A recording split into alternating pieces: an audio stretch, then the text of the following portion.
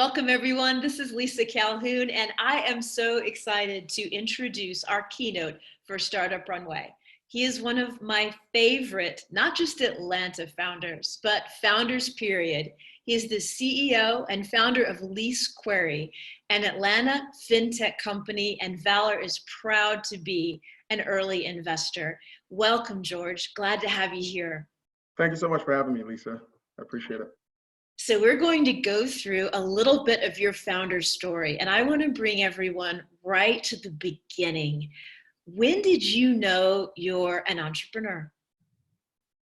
Oh, well, that's an interesting question because I didn't really think of, I think there's a lot of misconceptions, so to speak. Everyone wants to be an entrepreneur, right? I wanted to start a business. That was my thinking, right? I wanted to, and not even start a business. I just wanted to solve a problem, right? That I think is more what I set out to do, was to solve a problem that I had, right? I got the idea for LeaseQuery in March 2010. That was where I had the idea because I faced the problem, right?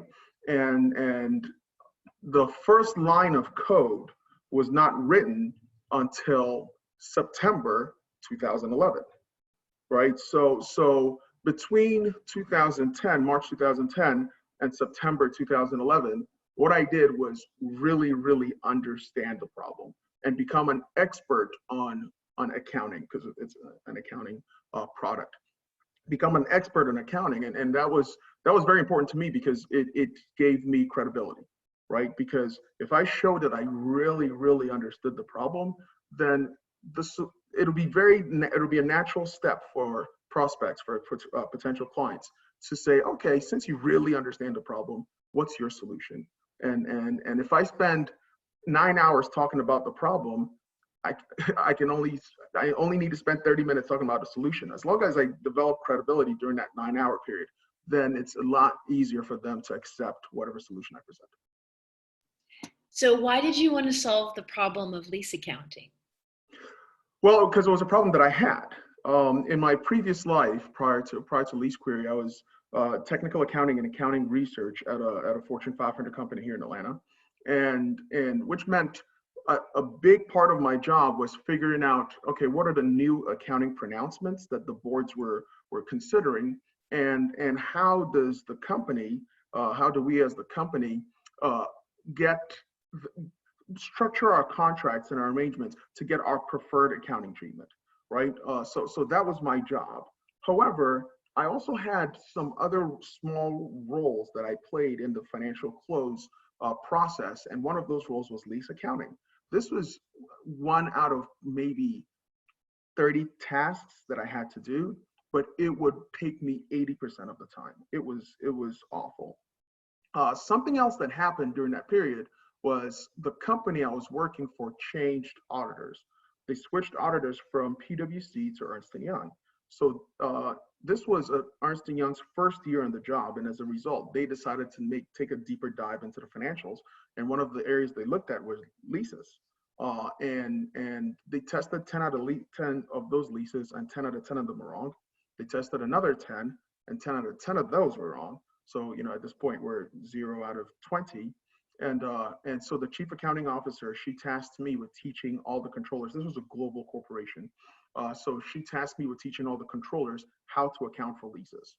So my thinking was, well, okay, right now we're getting it wrong.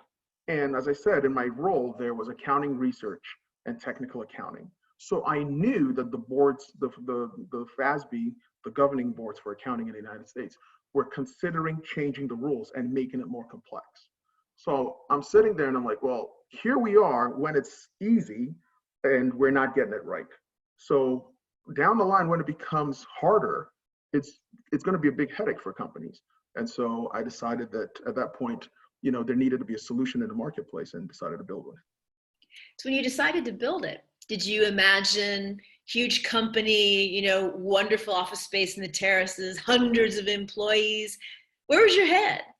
I honestly thought success for me at the time was making $350,000. That was my number, so to speak, $350,000 a year, and had five, with five or so people at the company. That was what I sold to, our first employee, right? And it's like, that seems like a very, very nice lifestyle, right? And that I mean, I think that's why that distinction is important, right? Starting a business or solving a problem versus starting a business, right? I think that distinction is important, because if you're really, really obsessed about the problem, which is, I have an obsession over lease accounting. If you're obsessed about the problem, then you can't help but want to solve it and solve it well, right? But if your focus is on building a business and the best business, you possibly can, then, I think there's some shortcuts that you make, right? I think anyway, that's my interpretation. I look at my competitors right now, and I know, they saw an opportunity, right? And they went out to try to grow their companies on this opportunity. And it's routine. I mean, day and night, our product, our customer service versus them, right? And that's because we really focus on the problem, right? So I think that distinction is a very important one. You have to be obsessed with the problem yourself. So how did you make the leap from solving the problem for the large Fortune 100 company you were working for, and make the leap into solving it for the hundreds of clients you have today? Because that is a leap. And to some extent, you could have perhaps been satisfied with providing for your employer and doing a great job. Well, the employer did not appreciate what I was doing, right? They told me to stop working on this, and focus elsewhere. I mean, which I can't blame them, right? Right, but you were obsessed with this problem. Exactly. I was hired to do a job there, and yet here I am trying to solve a problem, which was not. It was important at the time, but it wasn't urgent. And most large companies focus on urgent problems, right? Things, headaches, solving that problem now, and then they move on, right? And they're not thinking of being the best at solving that problem, right? So it's not, I'm not trying to disparage them or anything, but yeah, I mean, there wasn't a fit there, so I had to kind of do it on the side. So doing it on the side, there's a long tradition of great entrepreneurs doing that. How did you know when to make the transition to now I'm on my own? Oh, okay. So as far as the timeline is concerned, got the idea March 2010. First line of code was written September 2011. Got our first check, which I actually have here with me. Our first check, as you can see, it was for $500 from a company in Atlanta called Fresh to Order. That check is dated 12/13/13, right? And I did not quit my full-time job until 2015. Awesome. You see, I think that is often misunderstood about founders, that they just kind of spring from the forehead of Zeus or something fully formed and with their CTO. And it's like, really? I think a lot of people can relate. I know I can relate to that story that you're telling. I was working a job for a couple of years before I stepped out fully on my own and collecting checks from customers and passing them on to my employees while holding down a nut, that would make things make sense. So how did you get it coded? Because again, in the startup world, it's like you have to find your technical co-founder. That's job number 2 after the problem. How did you address that? Well, I am not technical at all, and I still to this day don't know how to evaluate technical talent, frankly speaking. So that put me at a distinct disadvantage. I talked to a couple of people to try to get them on board, and first of all, the cost was exorbitant, and it would only take me part of the way there. What I did that eventually was very, I was lucky, was my brother, he's now, this is not my first venture. My brother and I started a company prior to this, and we learned a couple of lessons along the way.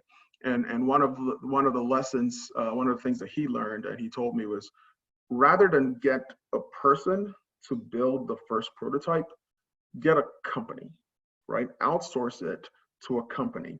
That way, if the person, if whoever's working the product isn't doing their job correctly, then you can scream at their boss, right? And then their boss screams, like, the person has to understand that this is their job, right? As opposed to an individual who could see it as a gig or see it as a favor, even if you're paying them, right? Because you're probably not going to be able to afford paying them market rates. So always, so that was the best advice I received. And I hired a consulting company to help me build the MVP. And there were times where, I'd have to scream at Ashish, who was the CEO, well, the controller, the COO, and he would now turn around and talk to Mahesh, who was the gentleman programming in our end. Ironically, we hired Mahesh. Mahesh is still with the company today, right? The first programmer that built it. So that I believe that really worked in our favor, was doing it that way. So, another thing I hear from founders a lot is, well, it's not just about hiring the developer. Once I hire the developer tells me that I need to have proper requirements. Yes. Tell me how you addressed that. Oh, I did that way before I hired the first line of code was written. That's what, as I said, got the company the idea in 2010, March 2010. From March 2010 through September 2011, I was working on the requirements. It was, no lie, hundreds of thousands of lines in Excel spreadsheets where I would say step 1, step 2, step 3 in red, and then notes in note 1, note 2, note 3 in blue. That way the programmer understood. I always say this: you do not want your programmers to think, right? I mean, sorry, I apologize to anybody who's a programmer out there, but you do not want them to think. You want to be as straightforward, and literally there's no question. And I will tell you an example. When we first built the MVP, I said, okay, there has to be a login, right? And he was like, okay, there's a login. So I came in one time to, obviously review the work that had been done. And there's a login, name, login, email address, and password. And there's no button for forgot password. And I reached out to him like, hey, why isn't there a button for forgot password? It's like, well, you didn't tell us to, and you told me to be strict, follow exactly what I said.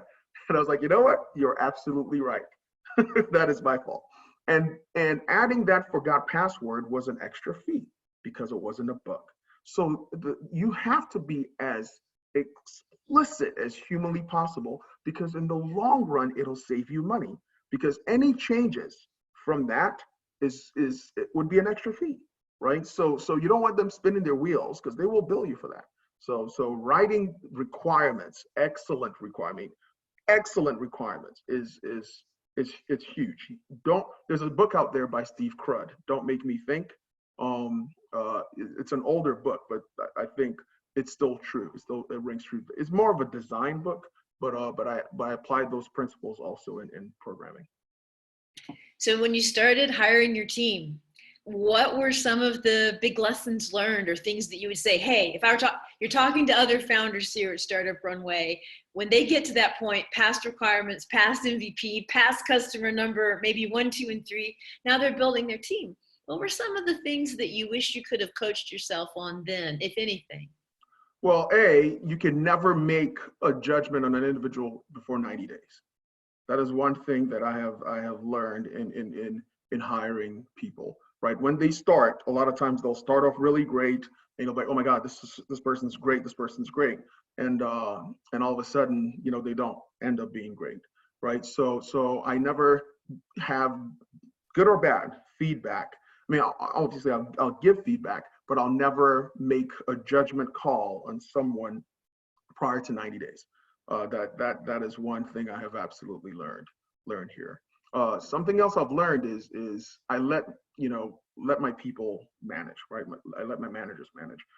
They make their own decisions. They because if I don't, then I can't hold them accountable, right? If I say, hey, here's what you need to do, and they do it, and it doesn't work, whose fault is that, right? Now, on the other hand, if I say, here's the outcome I want, right? However you get it done, as long as you get it done, as long as you give me my outcome, then you've succeeded. So there are obviously areas where you kind of rein that in terms of culture, how you manage your, the people that you manage, things like that. But by, I, I let my managers manage, right? That's something I learned pretty early on. So when you told me about LeaseQuery first getting started, you worked quite a bit remote. And we were talking recently with COVID that there's some remote capacity in the DNA, essentially, at LeaseQuery.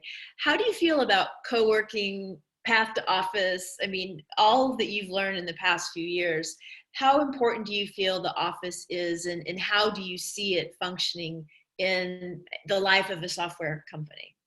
Well, I think the challenge that I had prior to COVID was I was never able to work from home, right? LeaseQuery was started at Starbucks. If you come to our office now at the Ravinia, you'll see a timeline of LeaseQuery, and what you'll see are pictures of us, at Starbucks, because that's where. Actually, you'll see a picture of Northside Hospital, right? Of me holding my daughters. Well, one of my daughters, I have twin daughters, and they were born at Northside Hospital, and I have a picture of one of them, of both of them. I don't need, the good thing is I don't know which one is in the picture. So when they ask, I can't say, it's like, I really don't know. It's one of you, but I really don't know. But that's where the amortization schedule was built. My ex, I'm divorced now, another toll on the business. But my ex-wife was on bed rest from October, as I said, from October 2011, right? October 2011 through January 2012 when the kids were born. And so we were living literally in Northside Hospital for those months. And that's where I was writing the requirements for the amortization schedule, which is literally what LeaseQuery was built on. So I remember, so that's where the timeline begins, right? Northside Hospital to Starbucks, and then from Starbucks to Barnes and Noble, and then from Barnes and Noble to, office space, etc. But I was never able to work from home, which is why I started, I would go to Northside, I'm sorry, not to Northside, but I would go to Starbucks, and then from there to Barnes and Noble. And then all of a sudden, you'd need real quiet time to have phone calls, and it'll be loud at both Starbucks or Barnes and Noble. So we went to a place called Rome, which is kind of like a WeWork. I think they have a better model than WeWork, frankly speaking. And so that I did that because I needed a quiet place to work.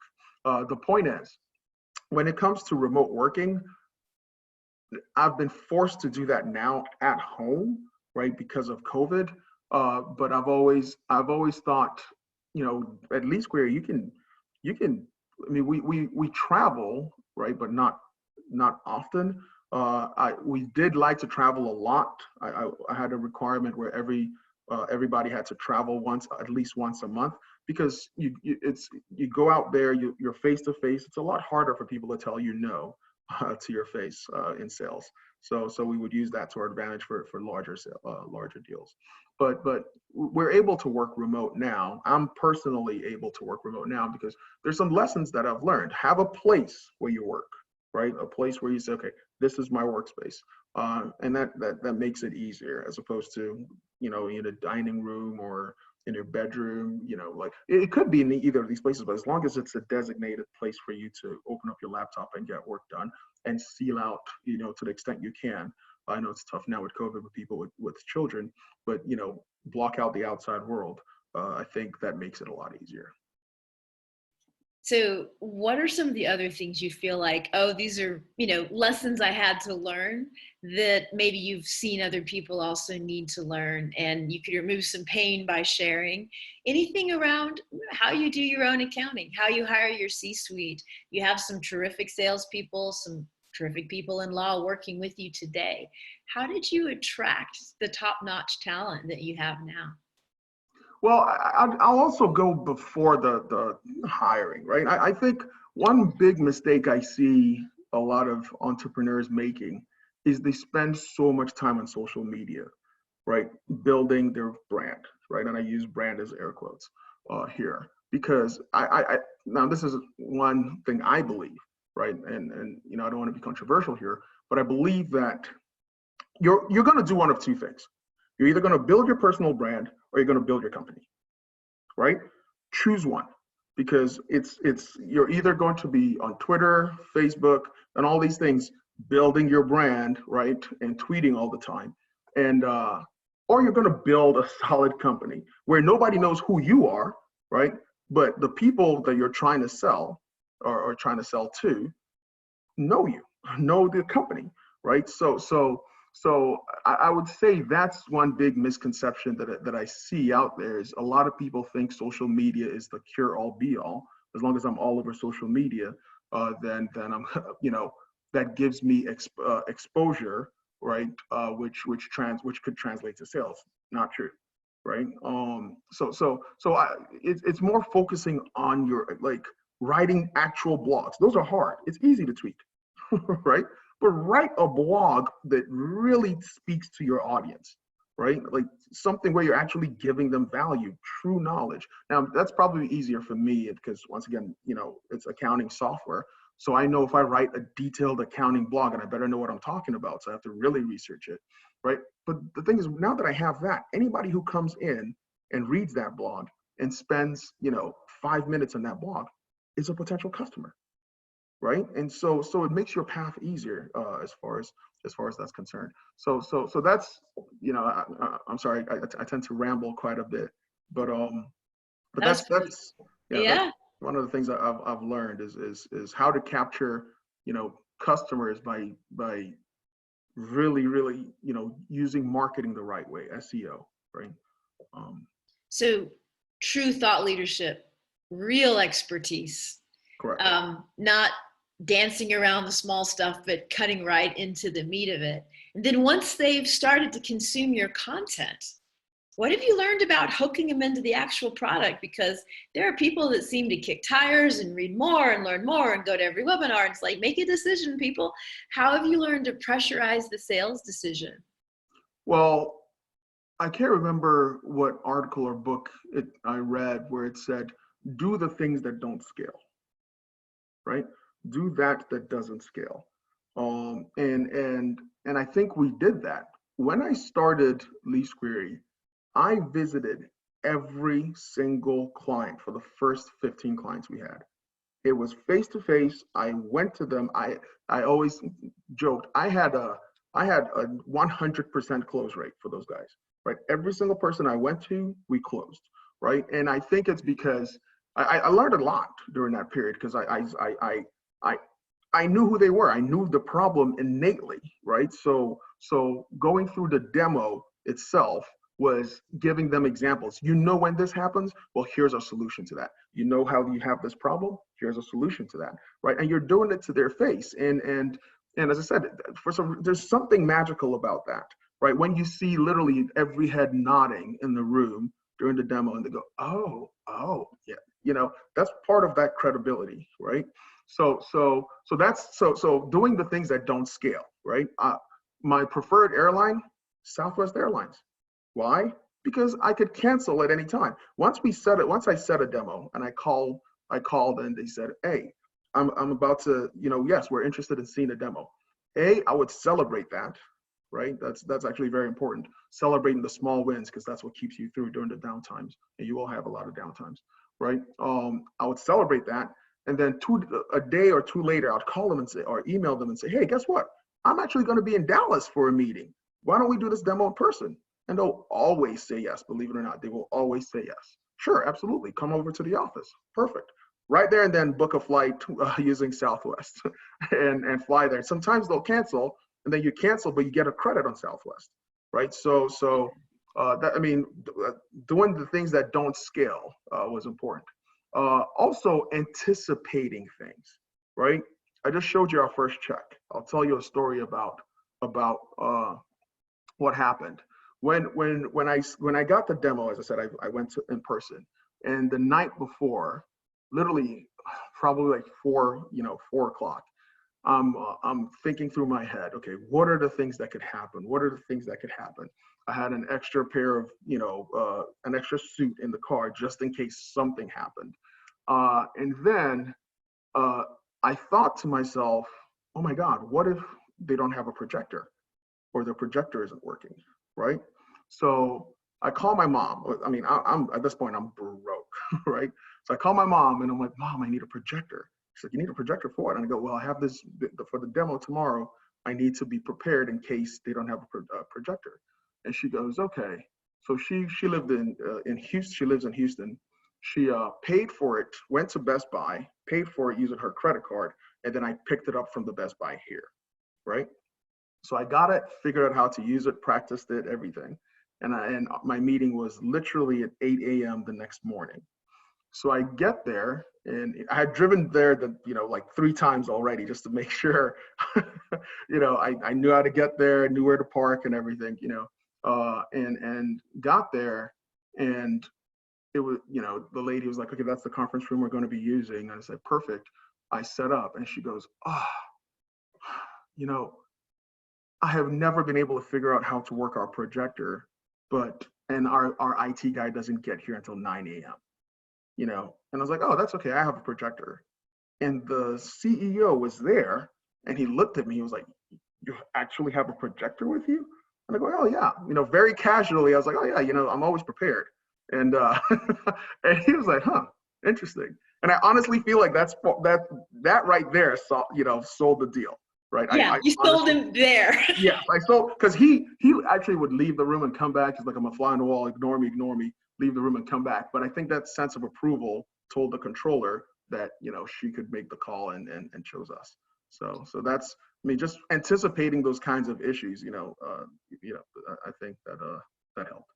George, you are a master of hustle. So I know you have a really, really busy day. I am really thrilled that you could share your wisdom, because that is exactly what it is with Startup Runway, because you're building LeaseQuery now, but also, so what I want you to do is brag a little. Tell us about LeaseQuery today. Tell us about those customers. Tell us about your team. How's it going? Well, the irony is, it's funny you say that, brag today, right? When we were 3 people in the company, I would routinely say that I hate vanity metrics, right? I hated vanity metrics, and for me, vanity metrics are number of employees that you have, right? How this is funny. It's been so long since I've had to think about this, but I had number of employees was one. How much revenue you had was another. But even though that's more of a close, I can't really. Oh, your office space, right? Where's your office, right? Those are vanity metrics that I really didn't focus on, and I hated when people asked me that question. What mattered to me were, okay, what's our close rate, right? How often do we beat out our competitors? And those were the numbers that I really, really embraced. So my point is that I've never really been used to bragging, because I never really liked those metrics. But I can tell you about LeaseQuery, right? We're about 200 employees now, and revenues, we're going to be at about $20 million ARR in terms of revenues. However, our cash collected, is slightly different, because we do 3-year contracts. So that's probably going to be, last year that was at $30 million. So is that good? That's really awesome. No, I love it. Like, is that what you wanted me to say? No, I think just giving people a sense of what's possible with the kind of commitment, dedication that you're talking about, because I mean, George, you're a very humble person. You're a very humble person. And I think that when people hear you speak, it your humility overshadows the achievement that you have created and are continuing to build. I call LeaseQuery a legend because I believe it is a known legend to a few people today and will be a legend to many people as you continue. So I just wanted to get some of that out there. And now I'll ask you. Thank you for your kind words. It's easy. It's just the way I see it. So how do you look at founders today? Because you and I occasionally talk about opportunities to invest. I love to get your take on founders that Valor's looking at, and love to know what you're looking at. As a newly minted investor that has quite a few deals, really, when you think about it, what are you looking for in founders yourself on the other side of the table? Well, honestly, I'm not good at that at all. I don't think it's too soon, but I think that's why I rely on funds like yours to help with that, to help me navigate that, because I frankly just don't know. I will say I do look for companies that are similar, right? Companies that are selling, a must-have versus a vitamin, right? Versus a nice-to-have. Excuse me. Founders who have innate, just an intense knowledge in the problem that they're solving, right? I've spoken to quite a few people, and I happen to have a broad array of knowledge, right? And if you're in a space and I ask you, do you know this person in that space, and they say no, that's a problem, right? That's usually an indicator that you haven't really done your research, right? When people come and say, okay, you know what, I want advice, I tell them there's 3 books that I read that literally, the most important of which I believe is the Startup Owner's Manual, right? It is a thick, very, very thick book, right? It's not, it's a fun read, right? And I'd read it at least once a year now. I mean, that's how much, it is an excellent read, but it's not an easy read. It's not an easy read. And when people say, okay, they want to talk to me and, either mentor them, I tell them to read that book. And if they haven't read it, then I know, because that book literally helped me, right, to get to where I am, because that's why it said, scratch and claw. One of the principles, it says, scratch and claw to get your first 10 customers. Because once you get 10 customers, you can get 100. Once you get 100, you can get 1,000. But those first 10 are very important. So that's where okay, I am flying to every single potential meeting. That's where that came from, right? That's why I did that. I didn't realize what I was doing at the time, but I just wanted to make sure I closed the deal, right? Because then that helps you with your next 100, right? So when people show me that disinterest, right, or that I'm not serious enough just to read a book that I'm telling you like really helped, then it's like, okay, I kind of just, there's a lot of entrepreneurs, right? I mean, and there's nothing wrong. Once again, I said this earlier, there's nothing wrong with building your brand, right? Like your individual brand. There's absolutely nothing wrong with that. Please don't. I'm not trying to disparage there, right? At the end of the day, though, you have to decide, right? Do I want to build a company or do I want to build my brand, right? And there are very, very big differences there. Well, I think they took some notes. So if you're looking to George for an angel check, you know what to read. And you said there were 3 books, though. Those were 2. That was 1. Can you share the other 2? Well, Steve Crud, Don't Make Me Think. That's more of a design book, but it tells you it's about building intuitive. Your product has to be intuitive, right? Use things that people already know and are used to. Don't try to recreate the wheel, right? So your on/off button for us on LeaseQuery literally looks like Apple, right? When on off, or Android really, on or off, right? Because people already know what that means, right? They know that. So using those designs, those elements of design that work. The third one, and this was actually more recent, is The Hard Thing About Hard Things, right? I really, really enjoyed reading that book, and right now I'm reading Principles, by Ray Dalio. Really enjoying that as well. But Yeah, I like that. yeah, but those three books, I think, were really important to me. George, thank you so much. I love what you were picking down, and I think is amazing. Appreciate your time today. Thank you for sharing yourself with Startup Runway. Absolutely. Thank you so much for having me, and good luck to all the entrepreneurs and founders out there. It's a grind, but it's worthwhile.